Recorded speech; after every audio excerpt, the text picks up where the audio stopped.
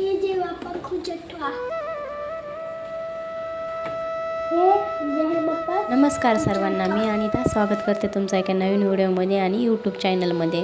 मराठी नवीन वर्षाची सुरुवात झालेली आहे, तर तुम्हा सर्वांना माझ्या परिवाराकडून तुमच्या परिवारांना खूप खूप साऱ्या शुभेच्छा आणि नवीन आशा, नवीन स्वप्न, नवीन सुरुवात, आनंद आणि यशाने भरलेले हे वर्ष असो, हीच ईश्वरचरणी प्रार्थना.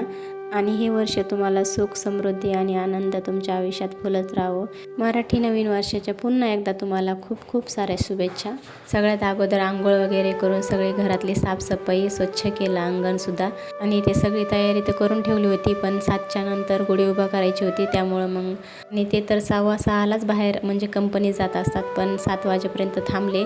त्यानंतर त्यांनी नाश्ता केला आणि गेले. इथं मी गुढीपाशी रांगोळीसुद्धा नव्हती काढली, म्हटलं नंतर काढता येईल. तर इथं पोहे केले होते, श्रीला पोहे गरम करून दिले, तो नाश्ता करत होता. त्यानंतर इथे मी जो आपला प्रसाद असतो कडुलिंबाचा, तर तो मी इथं खात होते. मी खाल्ला नव्हता. सकाळी सकाळी एवढी घाई करत होते की लवकर जायचं, म्हणजे 6:15लाच जात असतात ते.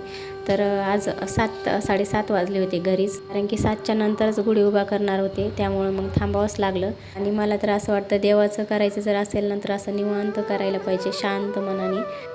इथे मला शेगडीची पूजा करायची होती, अगोदर केली नव्हती मी. तसेच पोहे बनवले होते, त्यानंतर साफसफाई केली आणि पोहे बनवले, चहा बनवला. इतक्या घाईत म्हटलं नकोच हे, आणि त्यांना पण जायचं होतं लवकरच. तर इथं सगळी साफसफाई परत केली मी. हे अगोदरही करत होते मी, पण त्यांची घाई एवढी की म्हणत होते अगोदर मला जाऊ दे, तुझं तू नंतर कर, कारण की शूट हे करायचं म्हटलं ना मग त्यात उशीरच होतो. तर इथे मी शेगडीची पूजा केली, त्यानंतर स्वस्तिक काढली भिंतीवर आणि त्यानंतर नमस्कार केला अन्नपूर्णा मातेला.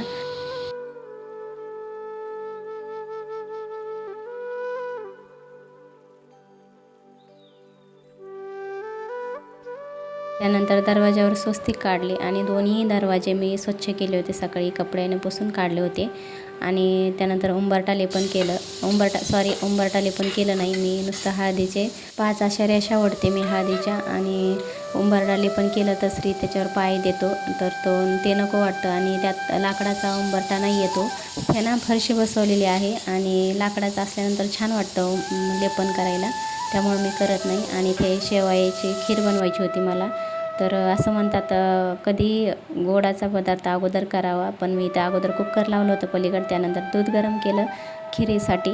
तर इथे मला जर खीर बनवायची असल्यानं नेहमी मी साखर दुधातच टाकते, पण ह्यावेळेस थोडीशी वेगळी बनवा म्हटलं, थोडा कलर येईल, त्यामुळं मी साखर मेल्ट करून घेतली आणि या दुधात टाकून दिली.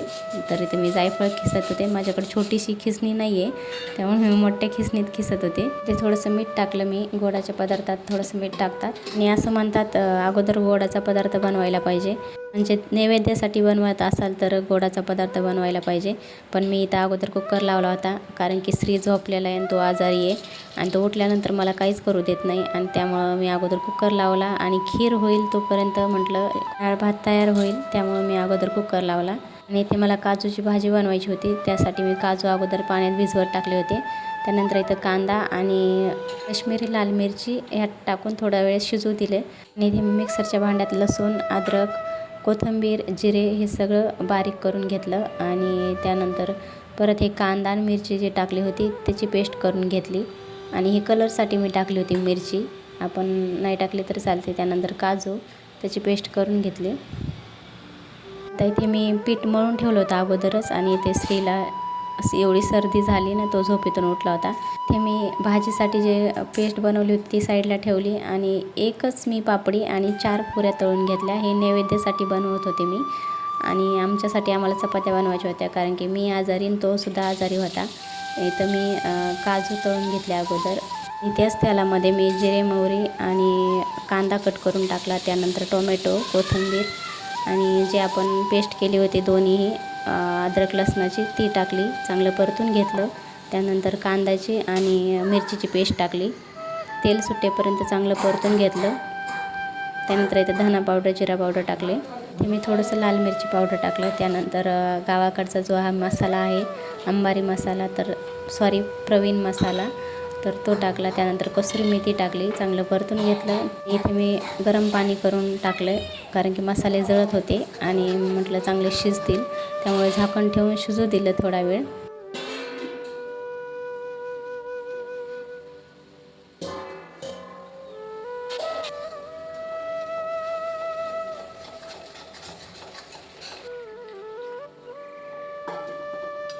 हे जेवढं पाणी लागतं तेवढं टाकलं आणि इथे असा पसारा झाला आहे. त्यानंतर काजू टाकायचे राहिलेत, उकळी येते तोपर्यंत मी असा पसारा दाखवत होते तुम्हाला.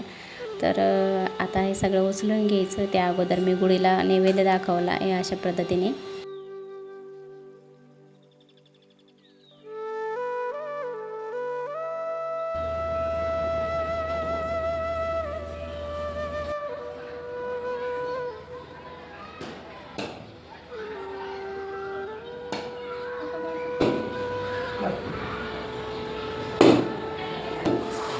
गुढी उतरताना आमच्या इकडं नारळ फोडतात, तर तेच इथं तयारी सुरू होते. श्री फोडत होता पण त्याच्या ताकदीनं काही तो फुटतच नव्हता. मग त्याच्या पप्पाने फोडलं, पाणी निघालं थोडंसं. तर त्याला खूप आवडतं हे नारळातलं पाणी.